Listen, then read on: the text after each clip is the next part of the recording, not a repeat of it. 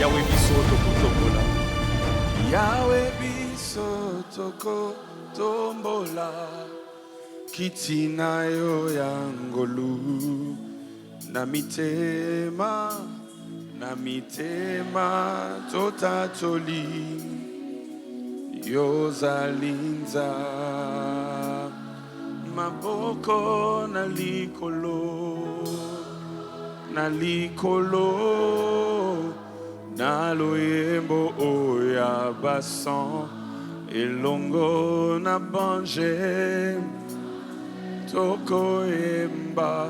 Alléluia, allez. Disons-le une dernière fois. Yahweh biso tokotombola kitina yo yangolu na mitema totatoli yozanzambe maboko na likolo na loyembo oye abasan na bange tokoyemba. Alléluia. Oh, sainteté à ton nom, Saint, Saint, Saint.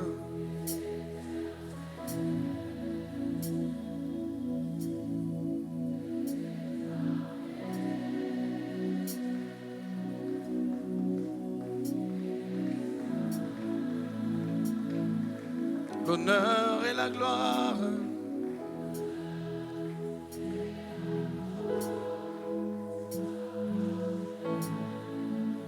à jamais.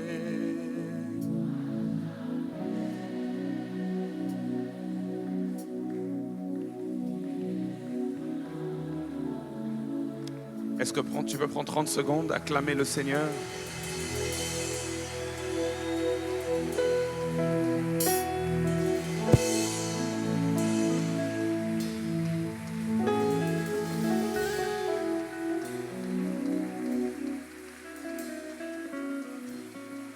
Il y a quelqu'un ce soir qui ne doit plus rien craindre parce que l'Éternel lui-même prend le dossier en charge.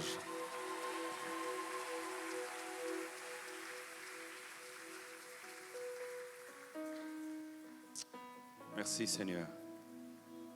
Seigneur, ce soir, nous voulons encore te bénir parce que tu nous réunis une fois de plus dans ta présence.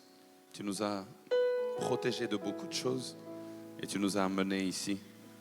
Seigneur, merci pour le mouvement et pour l'être. Il est clairement écrit dans ta parole que ces choses, nous les avons de toi, nous les tirons de toi.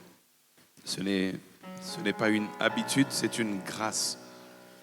Et c'est pour cela que ce soir, nous sommes venus te renouveler le sentiment de notre amour, parce que toi, tu nous as aimés le premier. Nous te prions, ô Dieu, à cette heure, de bénir ta parole. Fais-nous du bien, s'il te plaît, à l'ouïe de cette parole. Édifie-nous, bâtis-nous à l'intérieur, au nom de Jésus-Christ. Que ta parole soit comme un signe sur nos mains et une marque sur nos fronts. Au nom de Jésus, j'ai prié. Amen. Gloire à Dieu, on peut se rasseoir. Est-ce qu'on peut m'aider à célébrer papa et maman Kali? Amen.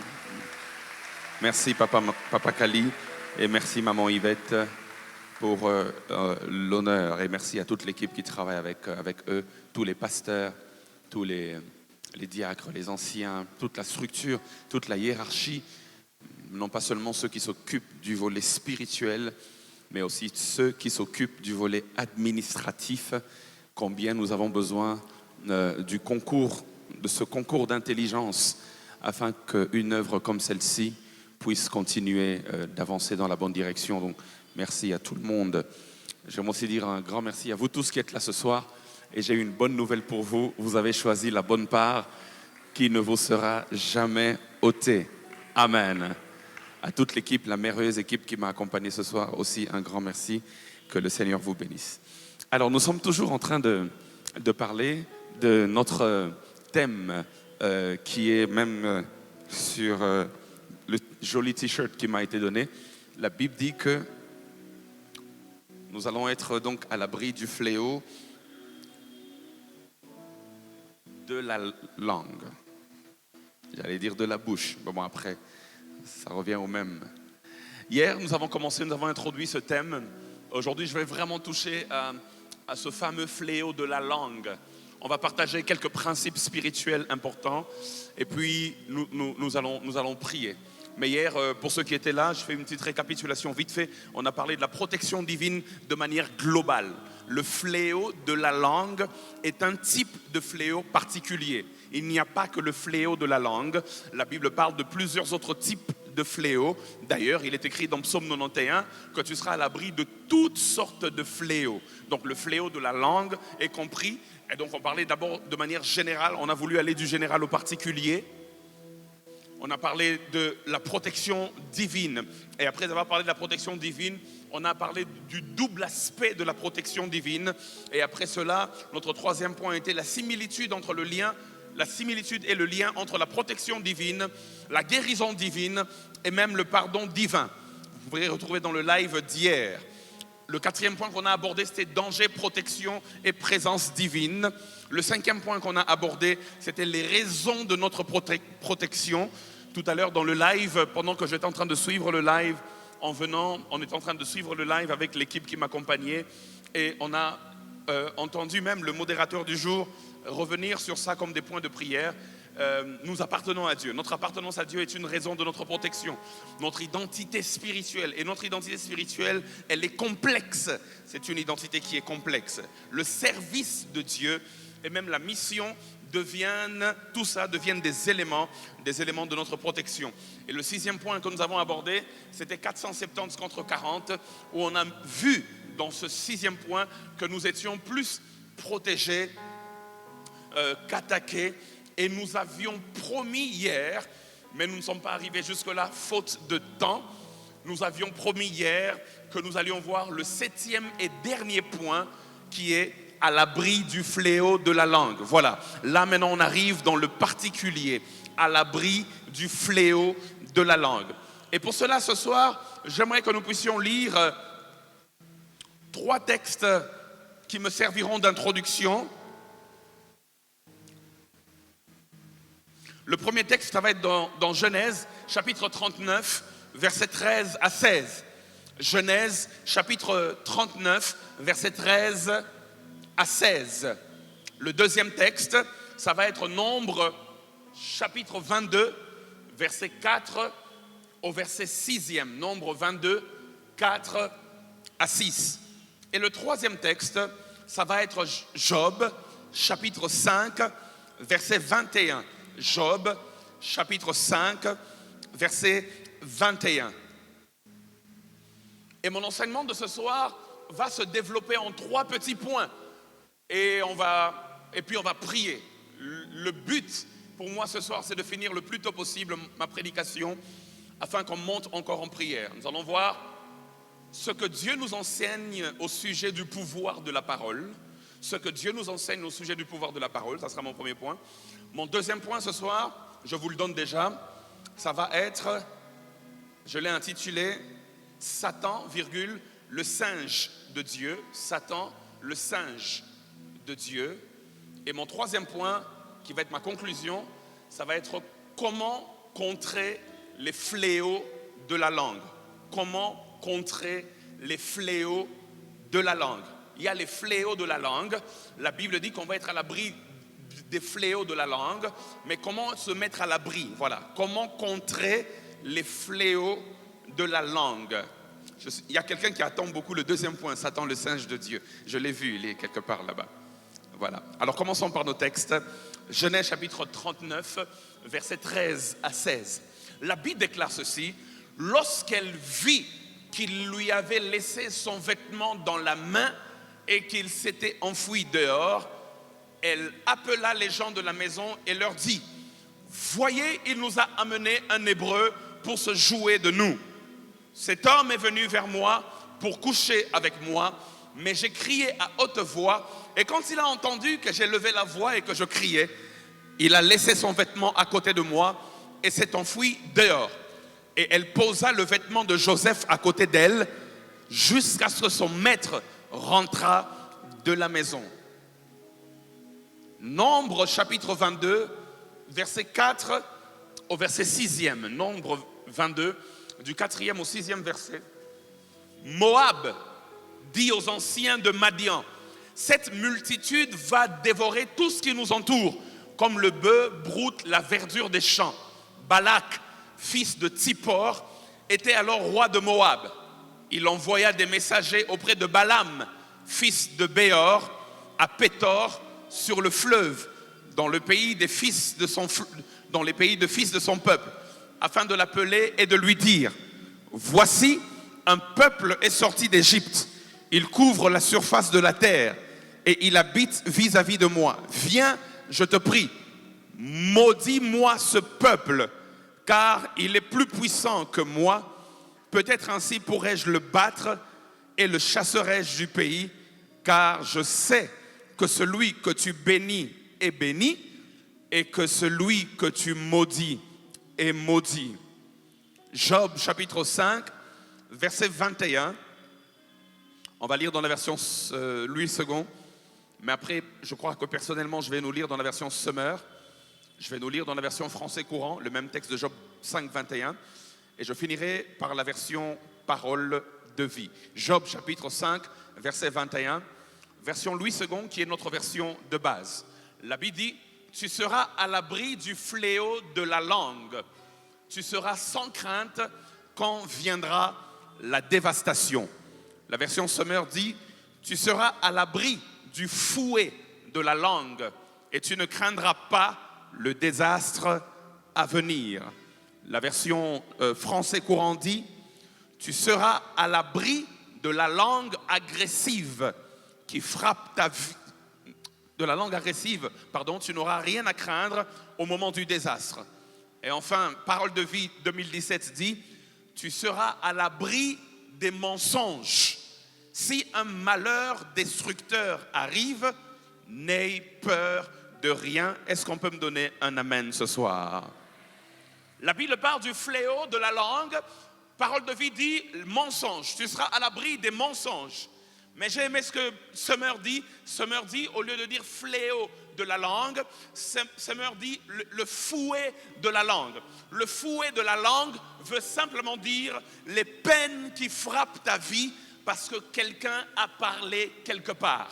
J'aimerais le répéter. Le fouet de la langue, et le fouet, c'est symbole de quelque chose qui est utilisé pour corriger, pour frapper, pour apporter douleur sur le corps de quelqu'un. Et quand on parle des fouets de la langue, on veut dire des peines qui frappent ta vie parce que quelqu'un a parlé quelque part. Des peines qui frappent ta vie parce que quelqu'un a parlé quelque part. Ainsi, frères et sœurs, ce soir, ce que je veux que vous puissiez comprendre, c'est que le fléau de la langue, ce sont des paroles qui sont prononcées contre nous et qui deviennent des sources de nos malheurs. Ce sont des paroles qui sont prononcées contre nous et qui deviennent des sources de nos malheurs. Et ces paroles qui sont prononcées contre nous peuvent prendre 3 formes en particulier. Et j'aimerais aborder les 3 formes ce soir et puis on va prier. Mais je les aborderai vers la fin de mon message. Ces paroles peuvent prendre 3 formes. Premièrement, des mensonges.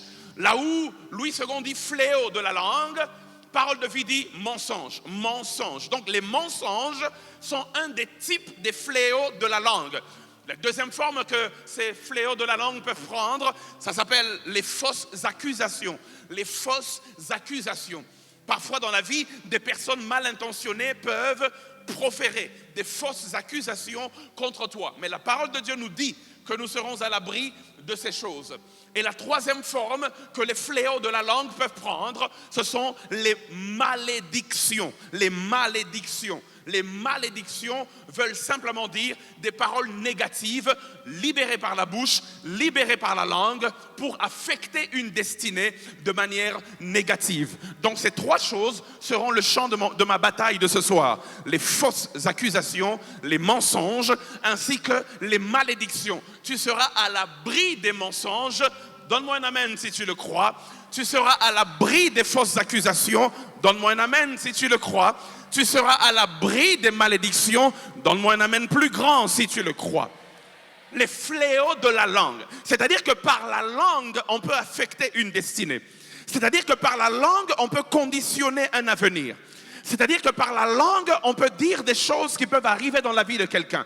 C'est-à-dire que par la langue, on peut prophétiser sur la vie de quelqu'un. Et même Jacob, avant de mourir, il réunit ses enfants et il libère des bénédictions sur ses enfants. Certains enfants ont reçu ce jour-là des malédictions.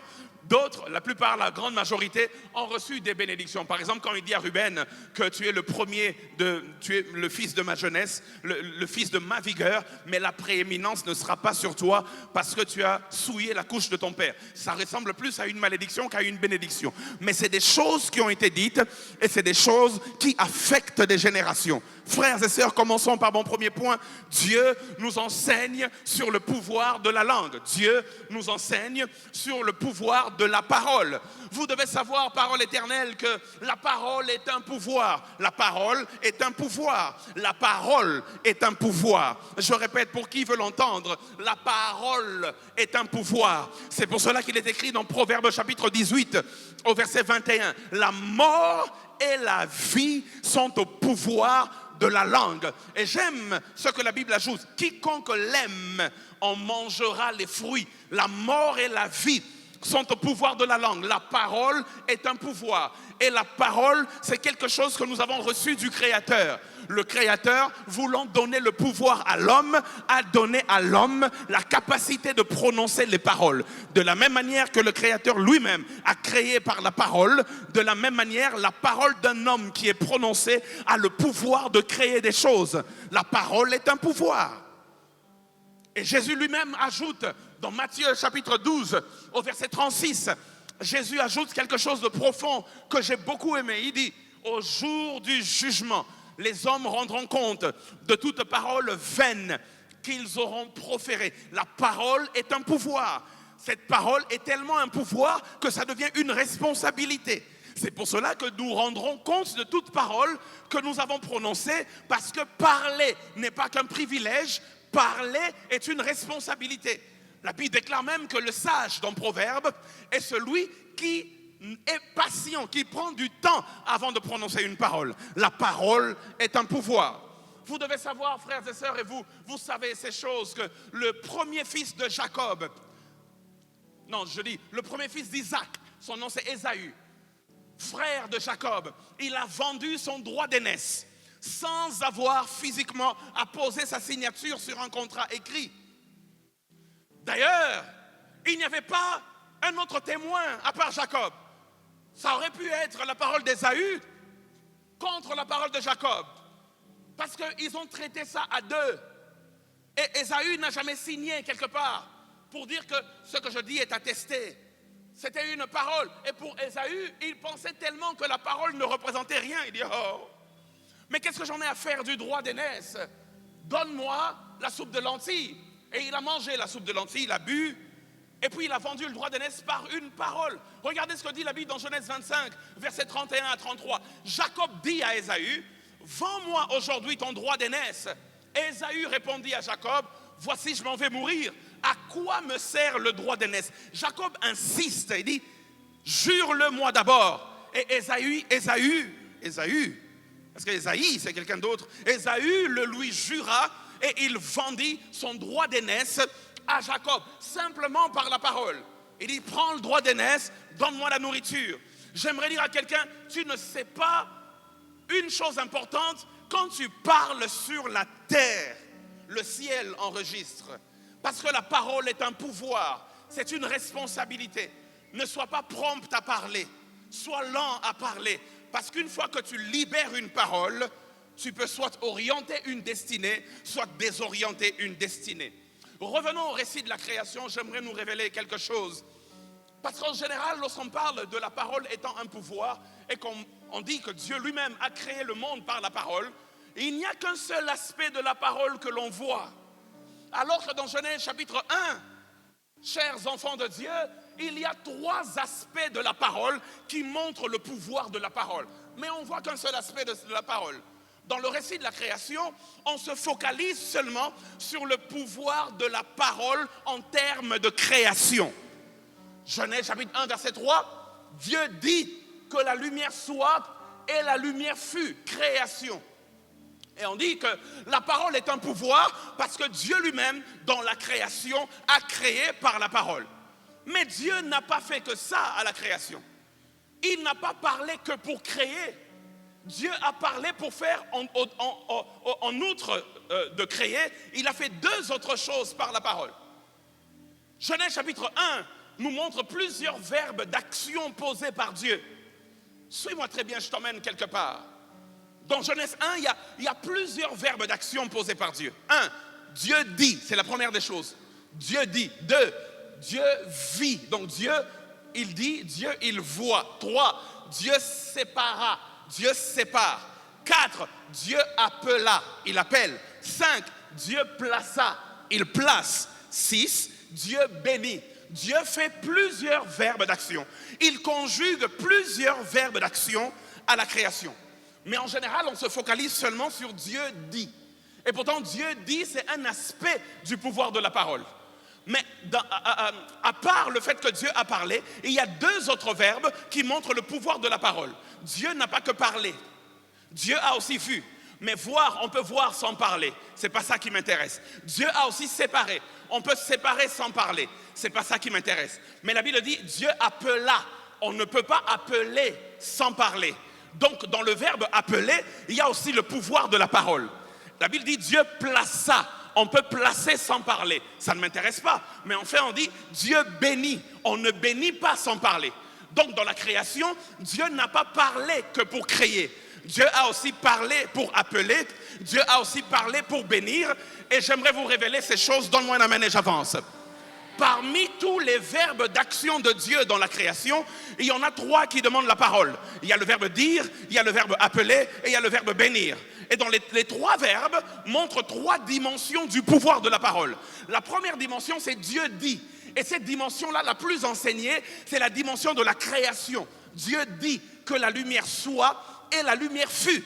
La Bible déclare dans Psaume chapitre 33, verset 6, et même dans Psaume chapitre 33, verset 9, que les cieux ont été faits par la parole de l'Éternel. Ça, c'est la création.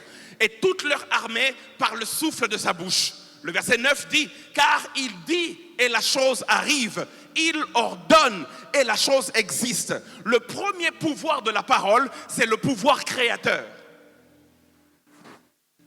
Le pouvoir qui appelle à l'existence des choses qui n'existent pas. Le pouvoir créateur est tellement fort que Dieu dit même aux faibles et même aux pauvres d'utiliser le pouvoir créateur.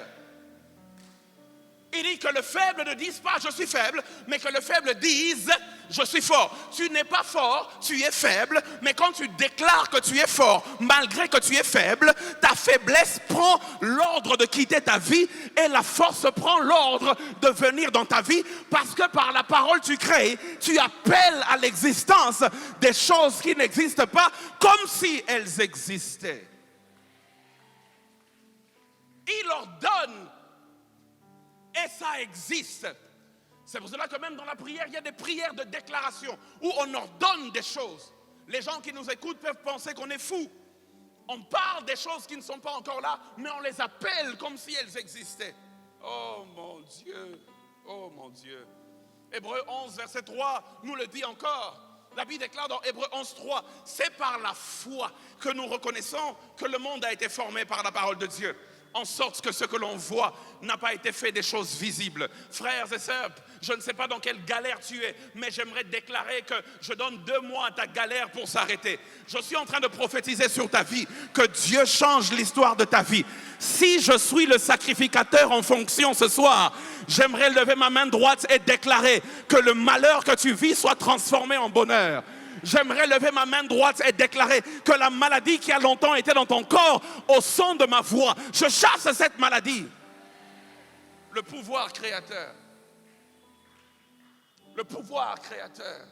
Oh mon Dieu. Jean chapitre 1, verset 1 à 3 va dans le même sens. La Bible dit, au commencement était la parole, et la parole était avec Dieu. Oh mon Dieu. Et la parole était Dieu. Elle était au commencement avec Dieu. Et toutes choses ont été faites par elle. Et rien de ce qui a été fait n'a été fait sans elle. C'est-à-dire que pour faire, il fallait qu'on parle. Au commencement était la parole. il n'y aurait pas eu d'action sans parole. C'est quand la parole est libérée que l'univers enregistre et l'univers s'organise pour qu'il y ait des actions qui s'accomplissent et qui accomplissent la parole qui a été libérée. Si tu veux faire, tu dois d'abord dire. Il faut d'abord dire. La parole amène à l'existence des choses qui n'existent pas. Mais ça, ce n'est que la première dimension. Et c'est la dimension peut-être la plus prophétique, la plus haute, la plus grande. Mais il y a deux autres dimensions. Dieu n'a pas que dit. Dieu appela. La Bible déclare, il dit que la lumière soit. La Bible dit, la lumière fut. Mais il ne laisse pas la lumière comme ça. Et puis la Bible dit, et il appela la lumière jour. Donc après avoir appelé à l'existence la chose qui n'existait pas, il a dû identifier la chose. Le deuxième pouvoir de la parole, c'est l'identification. Dis avec moi l'identification. Le problème avec nous, c'est qu'on aime utiliser le pouvoir de la création, mais pas le pouvoir de l'identification. Et ce soir, j'aimerais révéler quelque chose à quelqu'un. Donne-moi un amen et j'avance. Dieu qui a créé n'a pas laissé ce qu'il a créé dans l'état de création sans donner un nom à ce qu'il a créé. Le problème, c'est que quand tu ne donnes pas de nom à ce que tu as créé peut être n'importe quoi pour n'importe qui. Mais une fois que tu nommes, tu donnes une mission. La Bible déclare que Dieu appela la lumière jour. Il ne s'arrête pas là, il appela les ténèbres nuit. La Bible dit même encore au verset 8, Dieu, après avoir créé l'étendue du ciel, il appela l'étendue ciel. La Bible dit encore au verset 10, après avoir libéré le sec, il appela le sec terre et il appela l'amas des eaux mer. Dieu lui-même a appelé des choses. Après les avoir créées, il a appelé. Le premier pouvoir, c'est la création. Suis-moi bien, parole éternelle. Je suis content que je sois dans la parole éternelle. Parce qu'ici, on parle. Amen. Le premier pouvoir, c'est la création. Le deuxième pouvoir, c'est l'identification. L'identification, trois choses importantes avant d'aller plus loin. 1. L'identification donne une identité et une mission. L'identification donne une identité et une mission.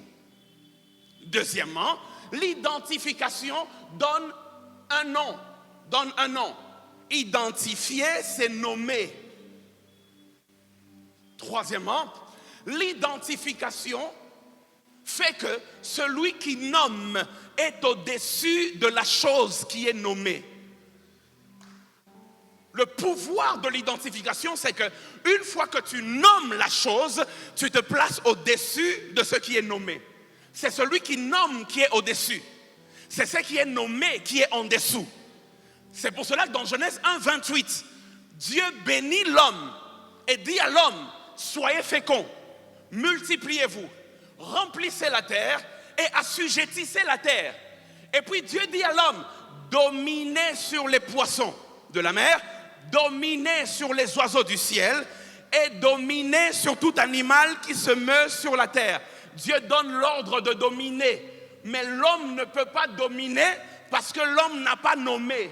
C'est pour cela que plus tard, dans Genèse chapitre 2, versets 19 à 20, la Bible déclare Dieu emmena tout le bétail et les oiseaux vers l'homme afin que l'homme puisse nommer. L'ordre de dominer est devenu effectif quand l'homme a identifié la création. Il dit, toi c'est lion, toi c'est serpent, toi c'est tigre. Une fois que l'homme a nommé, l'homme s'est placé au-dessus de ce qu'il a nommé. Le mandat de dominer devient effectif quand tu appelles. Oh God, je ne sais pas si je parle à quelqu'un ce soir. Je dis, le mandat de dominer devient effectif quand tu appelles. Beaucoup créent, très peu nomment. Beaucoup créent, très peu identifient. Ce soir, on va créer. Ce soir, on va identifier. Ce soir, on va regarder la grande montagne et on va l'appeler petite montagne. Et parce que tu l'as nommée petite montagne, tu te placeras au-dessus d'elle. Il y a un pouvoir de la parole qu'on appelle l'identification. Donne-moi un amen et j'avance. L'homme a identifié, il a nommé les animaux, il a nommé les oiseaux, afin que sa domination soit effective sur ces êtres. Ce qui est intéressant dans le récit de la création, Berger Gaï, c'est que Dieu a nommé le ciel, Dieu a nommé la terre, Dieu a nommé la mer. Mais l'homme a nommé ce qui remplit le ciel. L'homme a nommé ce qui remplit la terre. L'homme a nommé ce qui remplit la mer. Dieu a nommé les cadres de vie. L'homme a nommé les habitants du cadre de vie. Dieu a autorité sur le cadre de vie. L'homme a autorité sur les êtres qui remplissent le cadre de vie. Parce que ce que tu nommes, tu domines sur ça. Donne-moi un amen et j'avance. Dieu a identifié les domaines de vie. L'homme a identifié les êtres qui habitent les différents domaines. Ainsi, Dieu a autorité sur les domaines de vie. L'homme a autorité sur les êtres qui habitent le domaine. Nous aimons dire, mais nous n'aimons pas appeler. C'est-à-dire, nous aimons déclarer pour créer, mais nous n'aimons pas déclarer pour identifier ou pour nommer. J'aimerais encore dire à quelqu'un ce soir, tu as autorité sur ce que tu nommes. Aide-moi à être le prédicateur voisin. Dis à ton voisin, le prédicateur adjoint, dis à ton voisin, tu as autorité sur ce que tu nommes. S'il te plaît, regarde l'autre voisin, dis-lui de ma part, tu as autorité sur ce que tu nommes. Oh mon Dieu. David avait compris ce principe. C'est pour cela que lorsqu'on vient vers David et on dit à David que Goliath est un homme de guerre. Regardez comment on identifie Goliath. On dit Goliath est un homme de guerre depuis sa naissance. David, lorsqu'il appelle Goliath au verset 26 et au verset 36, il ne l'appelle pas homme de guerre. David dit, qui est ce Goliath, ce Philistin? C'est un circoncis pour insulter l'armée du Dieu vivant. Et au verset 36, il parle à Goliath directement, il parle à Saül, il dit, il en sera de même du Philistin, de cet incirconcis comme de l'un d'eux, car il a insulté l'armée du Dieu vivant. En identifiant Goliath, en l'appelant incirconcis, il a déjà pris autorité sur Goliath, car il a mis Dieu de son côté. Il sait que Dieu est le Dieu de l'alliance d'Abraham, est le Dieu de ceux qui sont circoncis. Mais ceux qui ne sont pas circoncis ne sont pas dans l'alliance. Alors quand il appelle Goliath incirconcis, il est en train de rappeler et au monde spirituel et au ciel que l'Éternel des armées est de mon côté et non pas du côté de Goliath. Le plus important n'est plus sa taille, même s'il est plus élancé, mais parce que le Dieu d'alliance est avec moi. Le Dieu d'alliance comble le vide de ma taille. J'aimerais dire à quelqu'un, lorsque tu regardes ton Goliath dans les yeux et que tu l'appelles du nom que Dieu veut que tu l'appelles, tu prends autorité sur Goliath. Cette maladie, ça fait 5 ans, ça te dérange, mais comment tu l'appelles? On va y arriver. Jésus, mon Seigneur, mon Sauveur, était le champion, heavyweight, champion mondial en identification. Jésus savait appliquer ce principe. Jésus savait nommer autrement le problème afin de le rendre facile à résoudre. C'est une stratégie de Jésus.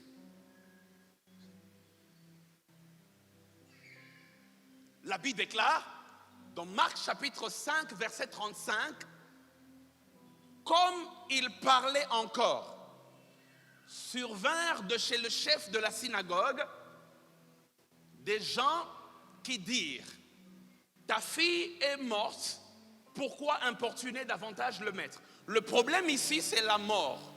La fille est morte. Verset 39. Jésus entra et leur dit, pourquoi faites-vous du bruit et pourquoi pleurez-vous? L'enfant n'est pas morte, mais elle dort. En fait, Jésus a nommé la mort autrement. On a dit c'est la mort. Jésus dit non, c'est le sommeil. En identifiant son problème autrement, il se place au-dessus du problème. Parce que quand quelqu'un dort, c'est facile de le réveiller. Mais quand quelqu'un est mort, c'est difficile de le ressusciter. Jésus regarde la mort et il l'appelle sommeil pour réduire sa force et prendre autorité sur elle. Je suis en train de parler à quelqu'un ce soir. Je suis en train de dire, ta pauvreté, ta galère là, appelle ça simplement un petit passage vite fait.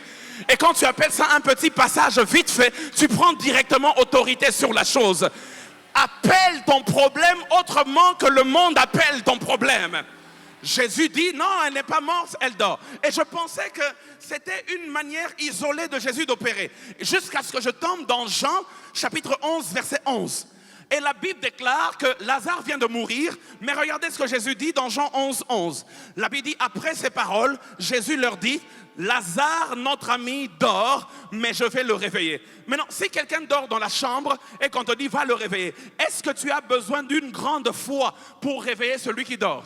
Tu sais que s'il dort, c'est facile à réveiller. Tu n'as qu'à lui toucher au niveau des pieds. Tu dis, gamma, gamma, gamma, gamma, gamma, gamma, gamma, gamma, réveille-toi, réveille-toi, réveille-toi, réveille-toi. Et puis il se réveille. Il dit, même un petit enfant peut réveiller celui qui dort. Mais pour ressusciter celui qui est mort, on a comme l'impression que la foi doit être trop grande ou que le problème est impossible à résoudre. Alors, si tu trouves que ton problème est trop grand et impossible à résoudre, nomme-le différemment, appelle-le différemment. Jésus réduit la taille du problème. Il appelle le problème sommeil. Et comme c'est facile de réveiller celui qui est endormi, alors il a été facile pour lui de ressusciter celle qui était morte. J'annonce une bonne nouvelle. Je ne sais pas ce qui était mort. Ta destinée était morte, ton ministère était mort, tes finances étaient mortes, ta santé était morte. J'annonce une bonne nouvelle, ce n'était pas mort, c'était endormi. Et aussi facilement qu'on réveille celui qui est endormi par l'autorité de Jésus. Je viens réveiller ta destinée, je viens réveiller ta santé, je viens... Ah, c'est ton amen qui m'étonne.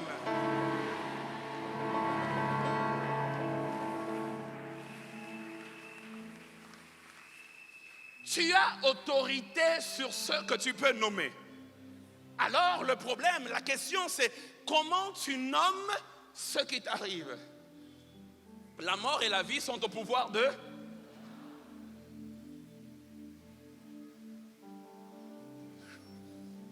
J'aimerais dire à quelqu'un ce soir, ne fais pas comme certains espions qui avaient été envoyés. Ils sont revenus, ils ont dit, oh, on a vu une armée de géants. On était à leurs yeux comme des sauterelles. Est-ce qu'ils étaient géants? Oui, ils étaient géants. Est-ce qu'à leurs yeux, ils étaient comme des sauterelles? Oui, ils étaient comme des sauterelles. Mais tu sais, la foi, ce n'est pas nier la réalité. La foi, c'est appeler la réalité autrement. C'est ça le problème. C'est-à-dire que tu ne nies pas ce qui arrive. Ce n'est pas un déni. La foi n'est pas un déni. La foi, c'est une nouvelle nomenclature. Ah, je ne sais pas si j'ai parlé à quelqu'un. Je dis, la foi n'est pas le déni de la réalité. La foi, c'est une nouvelle nomenclature de la réalité. J'aimerais regarder quelqu'un dire, ne regarde pas ta grande montagne, dire, oh c'est trop grand, c'est impossible. Mais j'aimerais dire comme quelqu'un que j'ai suivi sur les réseaux sociaux. Ce soir, je regarde ta grande montagne et je dis, ne t'inquiète pas grande montagne, tu es maîtrisable. Regarde ton voisin, dis-lui, ma montagne est maîtrisable. Ma montagne c'est maîtrisable. J'aime le courage de cet homme. On lui dit, Yopé Lobama Lemba. Oh non, ne t'inquiète pas. Un journaliste, ne t'inquiète pas, il est maîtrisable. Mutabongo azo banga ata mutabongo azo aleke na makasi aleke mutabongo azo muke adon baleke na makasi baleke na mbongo baro betaye baro chai na prison. Et ça na moko linga yebseka. Monsieur, retire ça. Et puis à répondre, ah, c'est des agitations, il est maîtrisable. J'aimerais dire à quelqu'un ce soir, le diable s'agite beaucoup, mais il est maîtrisable. Il est maîtrisable.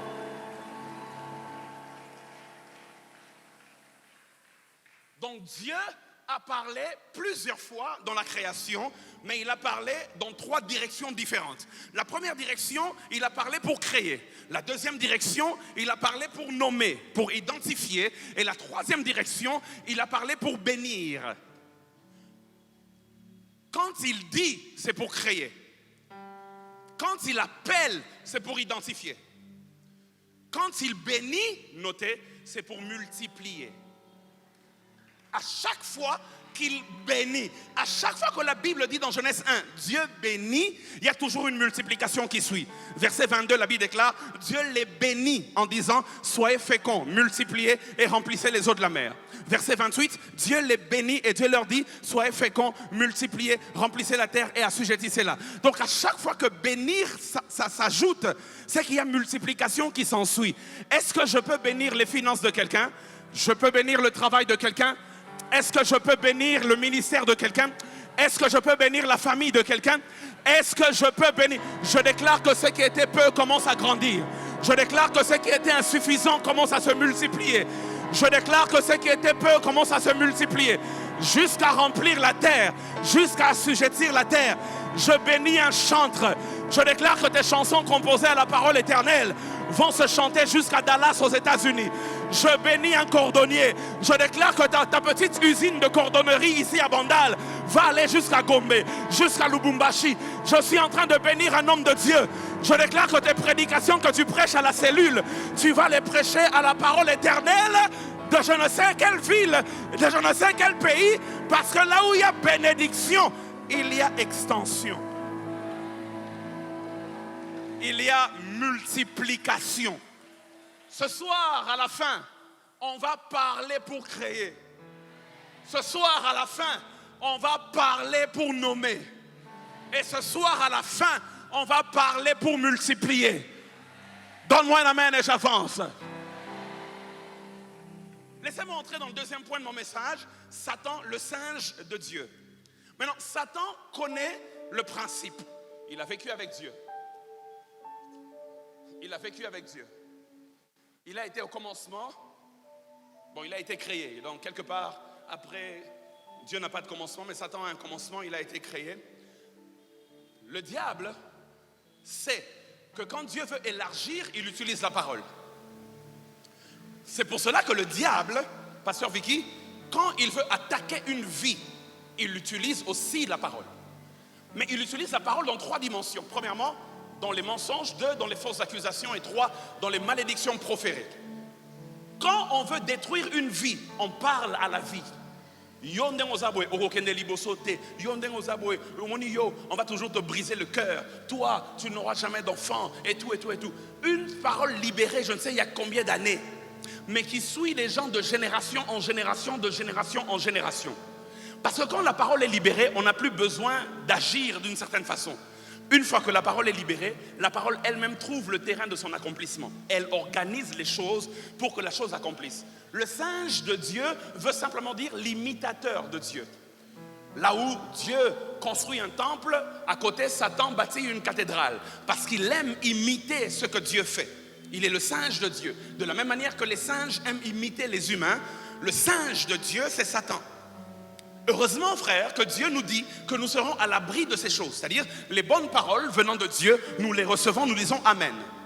Les fléaux de la langue, les mauvaises paroles venant de Satan et de ses envoyés, la Bible dit nous serons à l'abri de ces choses. Toute arme forgée contre toi sera sans effet.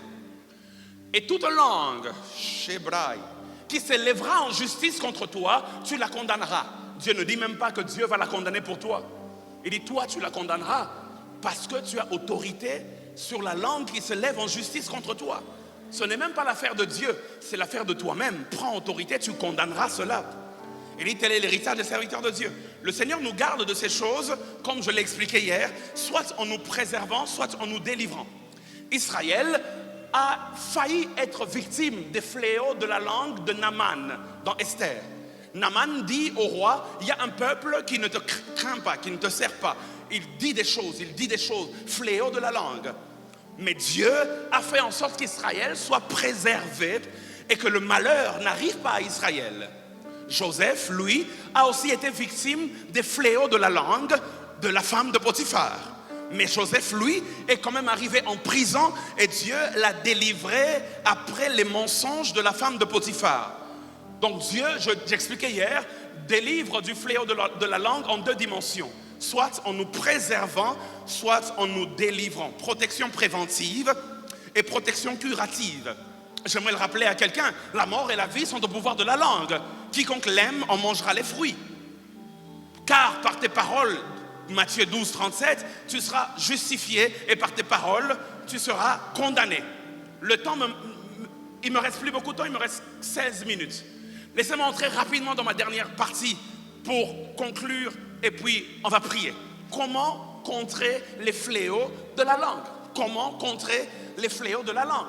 Les fléaux de la langue peuvent exister. Comment les contrer? Comment les contrer? Pasteur, donne-moi une stratégie. Oh God. 5 manières de contrer les fléaux de la langue. Et par la grâce de Dieu, on va les utiliser ce soir et même dans la suite de notre temps de prière. 5 manières de contrer les fléaux de la langue. Certains fléaux de la langue peuvent être connus et d'autres fléaux de la langue peuvent être inconnus. Mais comment les contrer? Des malédictions proférées, des mensonges racontés, des fausses accusations, des malédictions proférées. Oh, je sens la gloire de Dieu ce soir. Je sens l'onction de Dieu ce soir. Et comme l'homme de Dieu, Gamaliel le disait tout à l'heure, il y a des choses qui vont tomber ce soir. Il y a des murailles qui vont être brisées ce soir. Je le dis parce que, alors que je suis en train de prêcher, je vois un mur en train de tomber. C'est une vision que Dieu vient de me donner. Et je dis clairement, ce soir, il y a des choses qui vont tomber. Ce soir, tu diras des choses qui feront tomber des choses. Aujourd'hui, je dis que c'est la date d'expiration de cette malédiction qui avait longtemps pesé sur ta vie. Oui, oui, oui, et je le crois de tout mon cœur. Comment contrer les fléaux de la langue? Il y a des fléaux connus et des fléaux pas connus. Première manière de contrer les fléaux de la langue, surtout les fléaux connus, des mensonges qu'on t'a dit depuis l'enfance, des malédictions qu'on t'a dit et tu as entendu, tu as enregistré. Comment les contrer? 1. Ne pas y croire. 1. Ne pas croire en ces choses. Ne pas donner foi à ces choses. Car, frères et sœurs, vous devez savoir que la foi vient de ce qu'on entend. Ce qu'on entend peut changer même comment on voit les choses. Il faut renverser, il ne faut pas croire. Depuis que tu grandissais, on te disait tu es bon à rien. Surtout ceux qui ont grandi dans des familles où maman était morte, papa était mort, et c'est peut-être quelqu'un qui t'a élevé qui ne t'aimait pas forcément. Et à chaque fois, toi tu n'as jamais rien fait de bien. Dieu aurait dû me donner même 20 vaches au lieu de me donner quelqu'un comme ça. Comment contrer ces paroles, ces fléaux de la langue qui t'ont conditionné à voir la vie d'une certaine manière? J'aimerais dire à quelqu'un, le diable est un menteur. Il ne faut pas croire en ces choses. La Bible dit, dans Genèse 3, 4 à 6, le serpent dit à la femme, vous ne mourrez pas, mais Dieu sait que le jour où vous en mangerez, vos yeux s'ouvriront et vous serez comme des dieux, connaissant le bien et le mal. Regardez le verset 6, pardon. La femme vit que l'arbre était bon à manger. C'est-à-dire à cause du fléau de la langue du serpent, elle a changé la manière dont elle regardait l'arbre. La manière dont on regarde la vie dépend de ce qu'on a entendu. L'arbre était là avant que Satan ne parle. Elle n'avait pas vu que c'était bon à manger. Mais le jour où on lui a dit des choses, j'aimerais dire à quelqu'un, ton écoute peut changer ta vision. Ton écoute peut changer ta perception. Quelles sont les choses qu'on t'a dites? Et il y a des gens qui ont été dans des relations abusives avec un homme qui ne savait pas la valoriser et qui à chaque fois disait des mauvaises choses, des mauvaises choses, des mauvaises choses. Et tu grandis avec des blessures. Tu entres dans ton mariage avec des blessures. J'aimerais dire à quelqu'un, je ne sais pas qui t'a dit que tu étais bon à rien. Je ne sais pas qui t'a dit que toi tu ne pouvais pas aller de l'avant. Ça a changé la manière dont tu voyais la vie. Le diable est un menteur. Aujourd'hui nous allons détruire toutes ces paroles au nom de...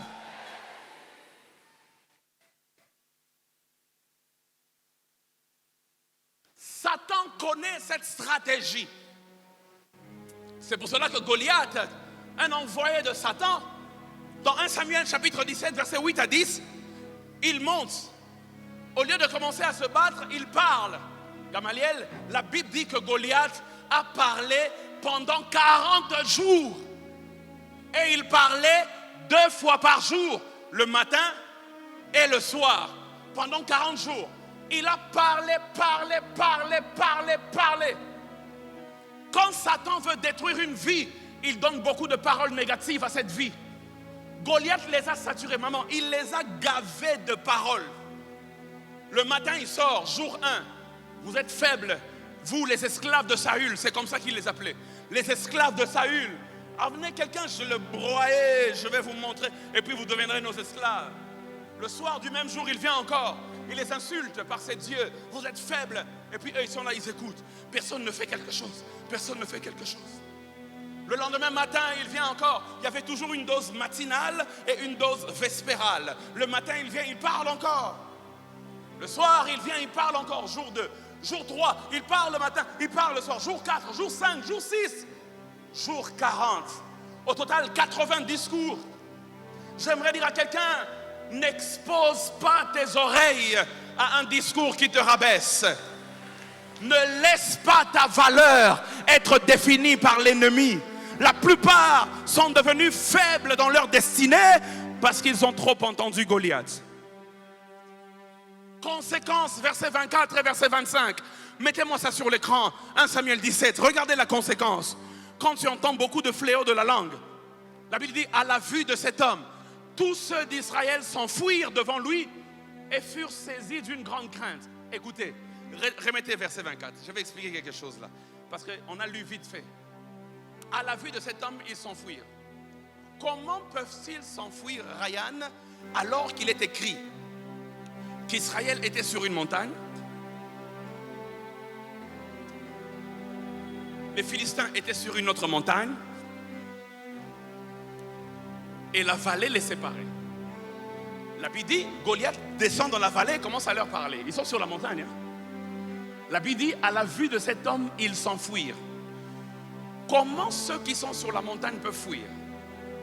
Quand la crainte est grande.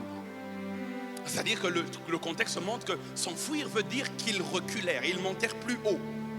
Poussa, mata. Regardez le verset 25. Le verset 25 dit quelque chose de profond. Il dit, chacun disait, avez-vous vu s'avancer cet homme?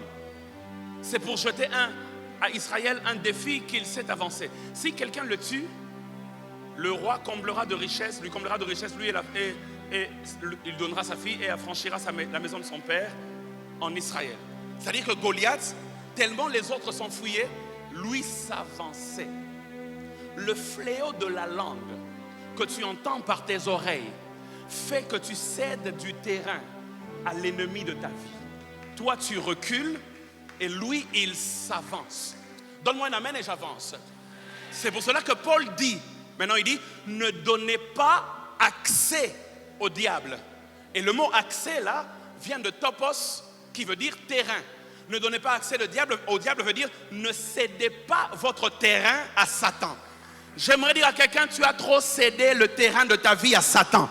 Ce soir, on va récupérer les territoires qu'on nous avait pris au nom de Jésus. Ne donne pas accès au diable. Pourquoi? Romains chapitre 10, verset 17. La foi vient de ce qu'on entend. C'est-à-dire que ce que tu entends finit par conditionner comment tu te vois. Luc chapitre 1, verset 39 à 41. La Bible déclare que la femme, Élisabeth, est venue, elle a rencontré Marie. Et quand Marie arrive, Marie dit à Élisabeth, elle salue Élisabeth. Dans ce même temps, Marie se leva, s'en alla en hâte sur les montagnes dans une ville de Juda. Verset 40, il est écrit, elle entra dans la maison de Zacharie et salua Élisabeth. Verset 41, il est écrit, dès qu'Élisabeth entendit, dis avec moi, entendit. Dès qu'Élisabeth entendit la salutation de Marie, son enfant tressaillit dans son sein. Élisabeth porte un enfant, porte une destinée. Mais la Bible déclare, ce qu'elle a entendu a fait bouger ce qu'elle portait. Ce que tu entends a autorité sur ce que tu portes. Alors fais attention à ce que tu entends pour ne pas avorter ce que tu portes. Ce que tu entends peut bouger ce que tu portes. Le problème des fléaux de la langue qu'on nous a répété à répétition, permettez-moi la tautologie, qu'on nous a dit à répétition, c'est que ça conditionne notre manière de nous voir et même de voir la vie. On n'a plus besoin qu'on te maudisse. Une fois que tu te vois en petit, rien de grand n'arrivera dans ta vie.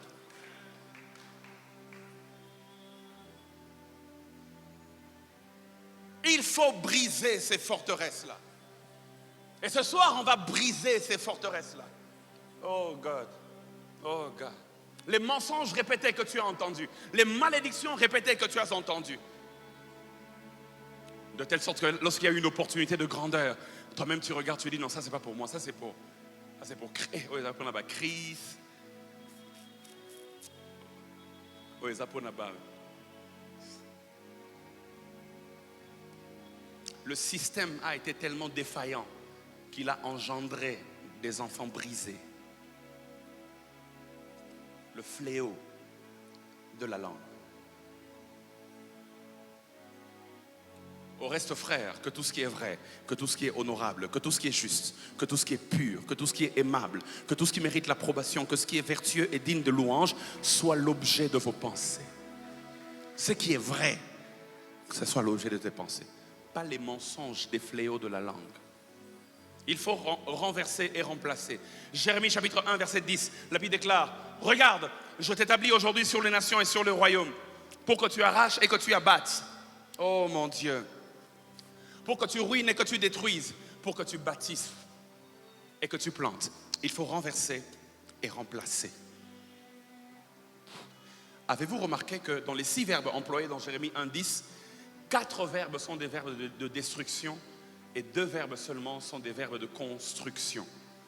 Je t'établis pour que tu arraches et que tu abattes, destruction. Pour que tu ruines, destruction, et que tu détruises, destruction. Et c'est seulement à la fin pour que tu bâtisses et que tu plantes. Il est plus facile, il est plus difficile, excusez-moi, de détruire que de construire. Il prend du temps à détruire. 4 verbes. Deuxième stratégie pour contrer les fléaux de la langue, il me reste 5 minutes. Oh mon Dieu. Le fléau de la langue est représenté par un animal. Quand je préparais mon message, Dieu m'a dit, écoute, le fléau de la langue est représenté par un animal. Cet animal, c'est le serpent. Le serpent. Il faut donc, comme deuxième stratégie, avoir la conscience de ton pouvoir sur le serpent. Le venin du serpent sort par la langue, par sa bouche. C'est pour cela que je disais que le fléau de la langue est représenté par le serpent. Quand on parle du fléau de la langue, on va en train de dire de renverser ou encore d'avoir autorité sur les stratégies du serpent. Quand le serpent veut envenimer une vie, quand le serpent veut lancer son venin, il ouvre sa bouche, il ouvre sa langue et là, il lance le venin. Lorsqu'on parle du fléau de la langue, on veut dire avoir l'autorité sur le serpent. C'est pour cela qu'il est écrit qu'il nous a donné le pouvoir de marcher sur le serpent, sur le scorpion et sur toute la puissance de l'ennemi et rien ne pourra nous nuire. C'est-à-dire que la deuxième des choses pour contrer les fléaux de la langue, c'est d'avoir conscience de son pouvoir sur le serpent. Tu veux que je t'annonce une bonne nouvelle? Est-ce que je peux t'annoncer une bonne nouvelle? La bonne nouvelle que je t'annonce, c'est que le simple fait qu'il vienne en serpent, il est déjà sous ton pouvoir. Souvenez-vous de ce que j'ai dit au début. Qui a nommé le serpent? Adam. Adam, c'est notre grand-père. C'est lui qui a nommé le serpent et tu as autorité sur ce que tu nommes. Satan, en venant les attaquer en serpent, avait déjà diminué son pouvoir devant eux. Je t'annonce une bonne nouvelle, tu marcheras sur le serpent parce que c'est toi qui l'as nommé. Tu marcheras sur le scorpion parce que c'est toi qui l'as nommé. Et sur toute la puissance de l'ennemi, et rien ne pourra te nuire. Tu as autorité sur ça. Le problème, c'est ta peur. Là où tu mets la peur, tu donnes l'avantage à Satan. Enlève la peur, mets la foi. Oh. Un oncle à nous, Gamaliel le connaît, il est pasteur aussi. Un homme très intelligent. Il disait qu'un jour, il est allé évangéliser dans une province. Dans notre province d'ailleurs. Il est rentré au village pour parler de la bonne nouvelle. Et lorsqu'il arrive, on lui dit, ici, il y a beaucoup trop de sorciers, des démons. Ah, qui s'y a ma casse? Au kokate, missionnaire ebele bayaka bakufaka. Alors, il dit non, ne vous inquiétez pas, moi j'ai l'autorité de Dieu. On le met dans une chambre. Et c'était le genre de lit où on attache le fil comme vers le plafond d'un côté. On attache l'autre fil vers le plafond de l'autre côté. Et puis toi tu dois dormir. Il y a des gens de lit qui sont comme ça. Et donc il dormait paisiblement. Et puis vers 1h du matin, il a eu une attaque. Et c'était quelques petits sorciers du village qui sont venus l'attaquer. Et qui ont commencé donc à bouger le lit en question. Oh, non, il se regardait, mais qu'est-ce qui se passe ici? Il entend, les sorciers sont venus l'attaquer. Et il comprend, il prend autorité, il dit au nom de Jésus, au nom de Jésus, j'ai autorité sur ces choses. Et puis, mais il ne s'agite même pas. Il dit, ok,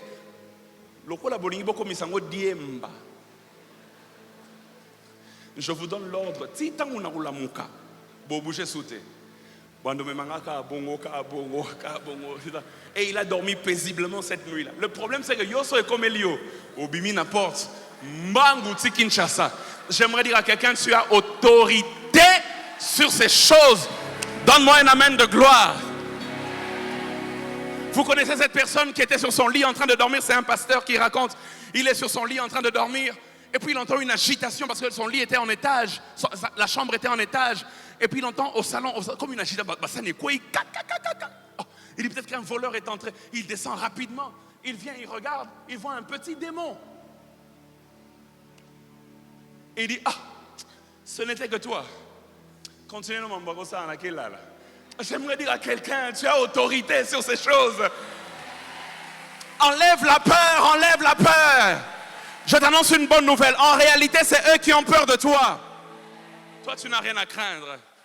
Comment contrer les fléaux de la langue? Comment contrer les fléaux de la langue? Deuxième chose, vous devez savoir que ça, c'est un principe dans le monde spirituel. Troisième chose, vous devez savoir, ça c'est un principe dans le monde spirituel. Une parole se combat par une autre parole. Une parole se combat par une autre parole. Dans le combat de David et de Goliath, on a seulement comme l'impression que deux personnes sont venues se battre physiquement. Non, le combat avant d'être physique était un combat de parole. 1 Samuel 17, verset 43. La Bible déclare, le Philistin dit à David, suis-je un chien pour que tu viennes à moi avec des bâtons? Et la Bible dit, il l'a maudit par ses dieux. Il a commencé à prononcer des paroles. Je te maudis, tu n'iras pas loin. Dans ce combat, tu vas perdre. Dans ce combat, tu vas perdre. Des fléaux de la langue. Il les a lancés à David. Il lance des flèches. Il l'a maudit par ses dieux. Mais la bonne nouvelle, c'est que David ne s'est pas laissé faire. Verset 45 à 47, David dit, tu marches contre moi avec l'épée, la lance et le javelot. Et moi, je marche contre toi au nom de l'Éternel des armées. Lui, il a appelé ses dieux. David aussi a appelé le nom de l'Éternel des armées, le Dieu de l'armée d'Israël que tu as insulté. Aujourd'hui, dis avec moi aujourd'hui.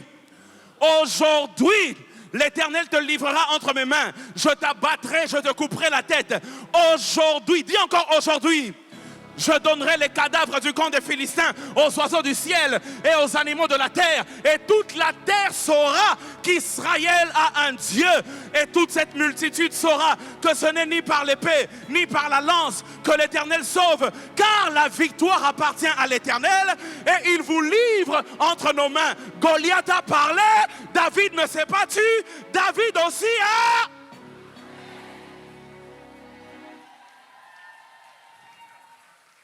On les a laissés trop parler. Aujourd'hui, nous aussi, on va parler.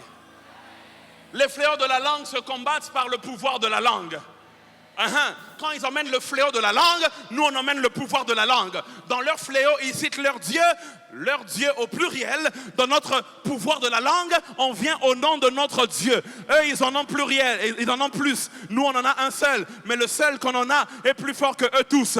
J'aimerais dire à quelqu'un, il est plus fort que le nganga du quartier, il est plus fort que le marabout du coin, il est plus fort que l'oncle là qui terrorise la famille. Mon Jésus est plus fort. Ils viennent devant toi avec l'épée, mais nous, on vient devant eux au nom de l'Éternel des armées. Et au nom de l'Éternel des armées, il est écrit, tout genou fléchi dans les cieux, sur la terre et sous la terre. Et toute langue, même la langue qui lançait les fléaux, toute langue confesse que Jésus-Christ est Seigneur à la gloire de Dieu le Père. Ce soir, par tes paroles, tu vas annuler leurs paroles. Comment contrer les fléaux de la langue?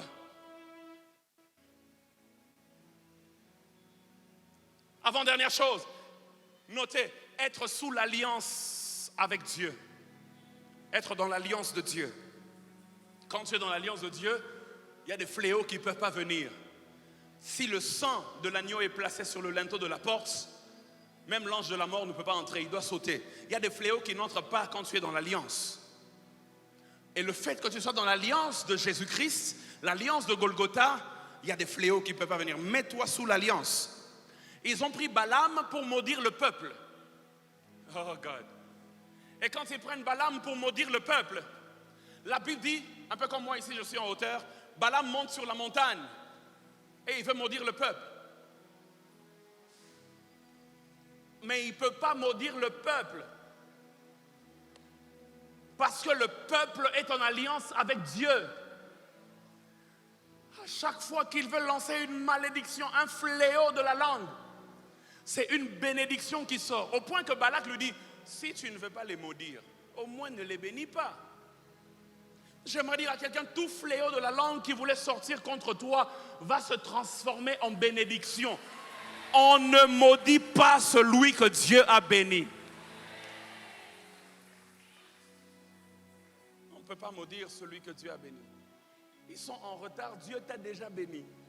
Le fléau de la langue est sans effet, Dieu t'a déjà béni. La Bible déclare quand Balaam monte sur la montagne, il voit le peuple camper en ordre de bataille, en ordre de campement. J'aime cette image. Ça veut dire, et puis la Bible ajoute Nombre 24, verset 2. C'est le verset 2 de Nombre 24, pour qu'on se rende compte que je ne dis pas des bêtises. On peut commencer par le verset 1.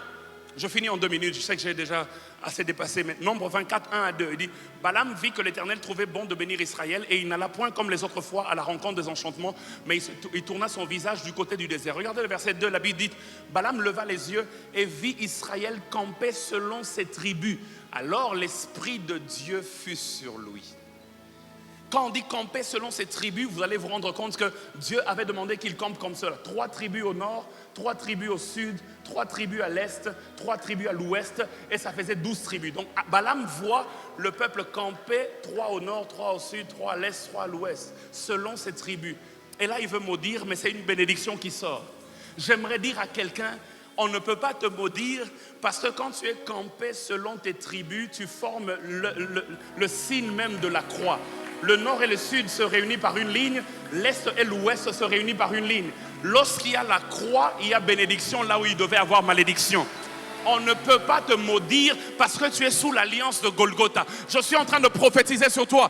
Là où on a voulu te maudire, on te bénira. La Bible déclare dans Galates chapitre 3, il a pris notre malédiction et il nous a donné par le sang de sa croix la bénédiction d'Abraham. Comment contrer? Dernière chose, je finis. Utiliser l'autorité sur l'ennemi, notre autorité sur l'ennemi, comme Jésus qui a chassé Satan. Matthieu chapitre 4 verset 10. Jésus contre Satan. Satan parle trop dans Matthieu 4. Il parle trop. Il est écrit. Jésus lui répond, il est aussi écrit. Satan vient encore. Il est écrit. Jésus lui répond, il est aussi écrit. Guerre des versets. Satan sort une dernière carte. Il est écrit. Et Jésus lui répond, retire-toi Satan, car il est écrit. Avant ça, il disait, il est écrit. Satan ne partait pas. Mais là où il a dit, retire-toi Satan. Donc il a pris d'abord autorité. Ensuite, il a cité la parole. C'est là que Satan est parti. Si tu veux contrer le diable qui vient, le serpent, avec des fléaux de la langue, prends autorité sur le serpent. Prends autorité. Prends autorité. Sur base de la parole, mais tu prends autorité. La plupart des chrétiens ne prennent pas autorité. Prends autorité. Et ce soir, je déclare au nom de Jésus, aucun diable ne résistera. Parce que le feu va s'allumer. Aucun serpent ne résistera. Et ma Bible déclare, Paul a pris un tas de broussailles. Il l'a emmené vers le feu. Et plus il s'approchait du feu, un serpent est sorti des broussailles. J'aimerais dire à quelqu'un, si ta vie est en feu, tout serpent qui était entré va sortir. Et ce soir, on va allumer le feu dans les 18 minutes qui me restent selon le décompte qu'il y a. Et tout serpent qui est venu avec son fléau de la langue, il va sortir. Est-ce que quelqu'un peut se lever et acclamer notre Dieu en 30 secondes? Acclame, pousse un cri de joie. Acclame, pousse un cri de victoire. Lève-toi là où tu es avec tout le respect. Est-ce qu'on peut acclamer Jésus? Est-ce qu'on peut acclamer Jésus? Les mamans, où sont passés les cris de joie?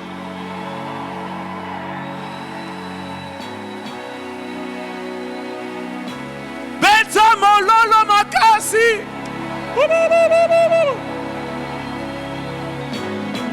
Il a remporté la victoire. Il s'appelle Jésus.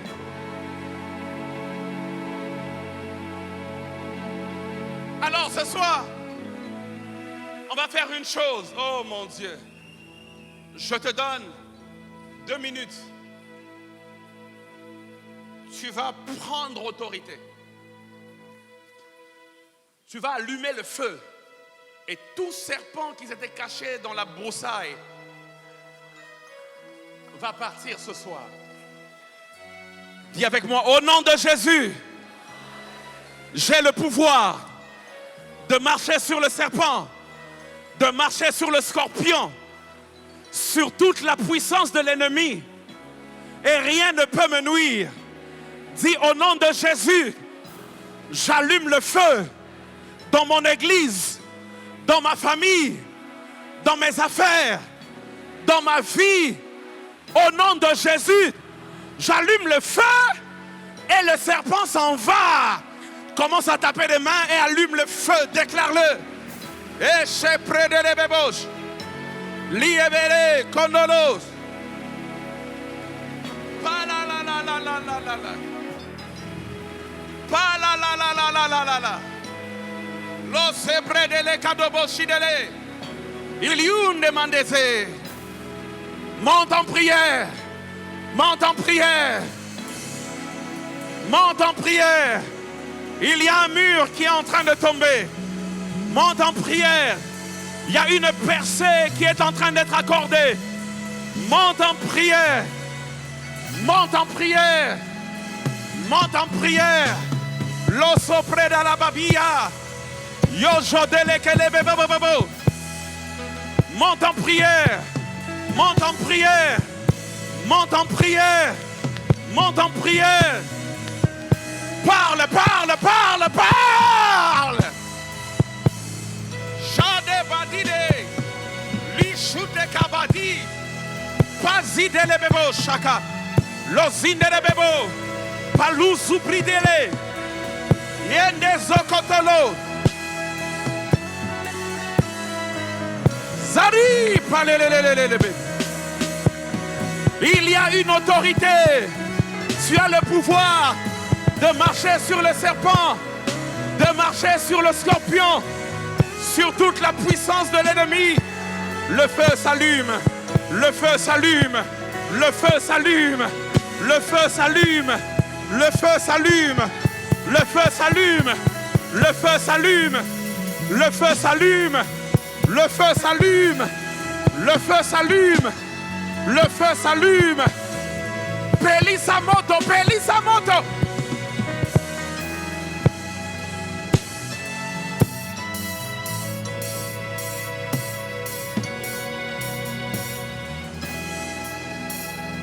Prie, prie, prie, prie, prie.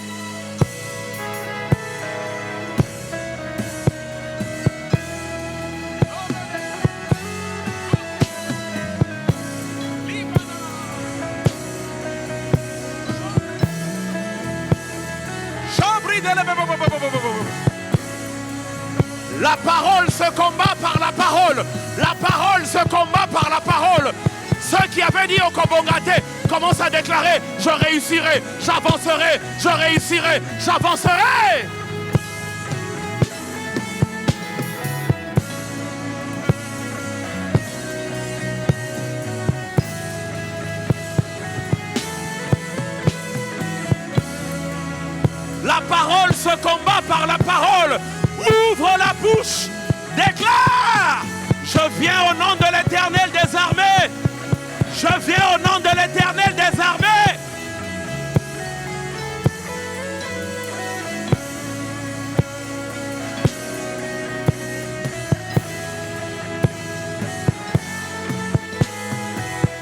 Récupère les territoires que tu leur avais laissés. Récupère les territoires que tu leur avais laissés. Récupère. Récupère ta santé. Récupère ton mariage. Récupère. La Bible dit que Goliath s'avançait. Ce soir, Goliath recule. Ce soir, Ce soir, il cède le terrain. Il cède le terrain.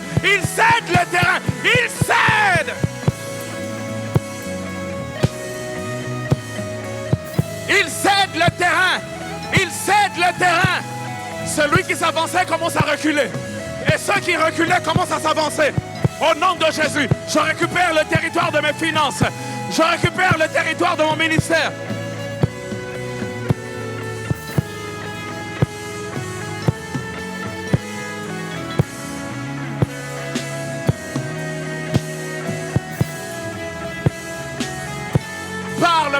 Parle.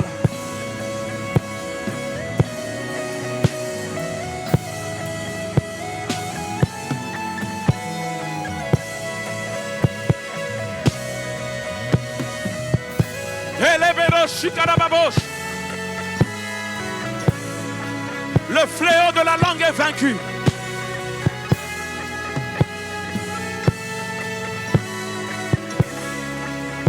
Dis avec moi au nom de Jésus. Dis au nom de Jésus. Je mets ma famille sous l'alliance. L'alliance du sang de Golgotha. Dis au nom de Jésus. Je mets mon église dans l'alliance de Golgotha. Je mets ma famille dans l'alliance de Golgotha. Dis au nom de Jésus. Je mets tout ce qui m'appartient. Mes parents, mes enfants. Sous l'alliance de Golgotha. Commence à le déclarer. Déclare-le. Et Shada la babouche. Et Yara la babouche. Et la babouche. Et la babouche. Là où il y a le sang, l'ange de la mort n'entre pas. Là où il y a le sang, l'ange de la mort n'entre pas. Là où il y a le sang, il n'y a pas de fléau.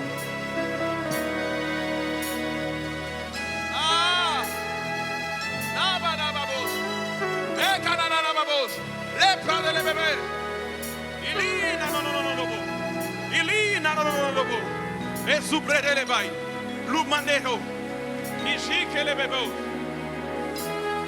La vie, ça te l'obocoti. L'étanamado, la zidelebe, loco soubredele. Ah.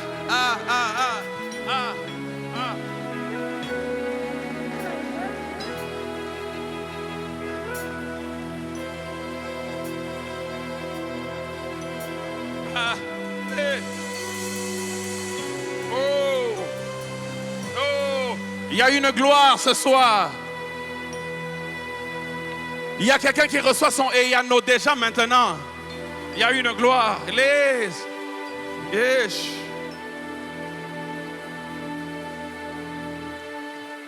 On va faire cette dernière prière. Écoute-moi bien. Ma dernière requête. On va parler, mais différemment. On va parler comme le Créateur au commencement. Le Créateur au commencement a parlé pour créer. On va créer. On va appeler à l'existence des choses qui n'existent pas.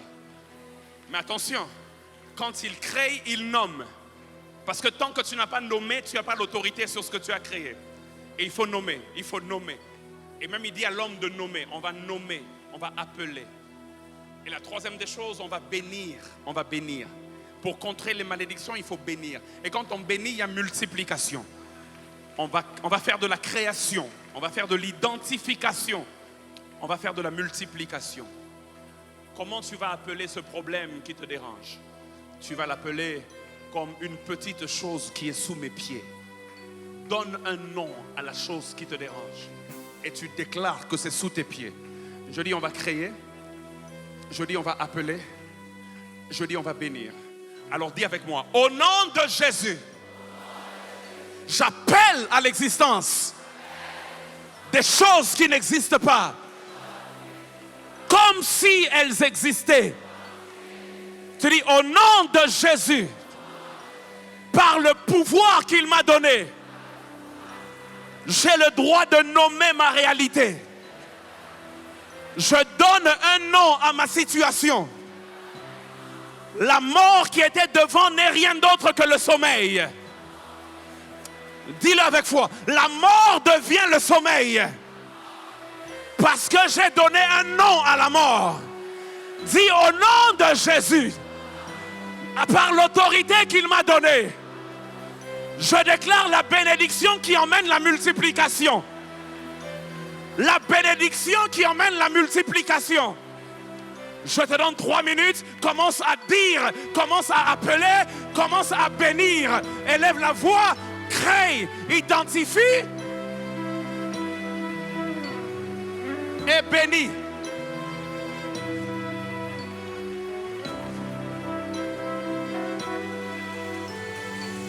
Comme le Seigneur au commencement.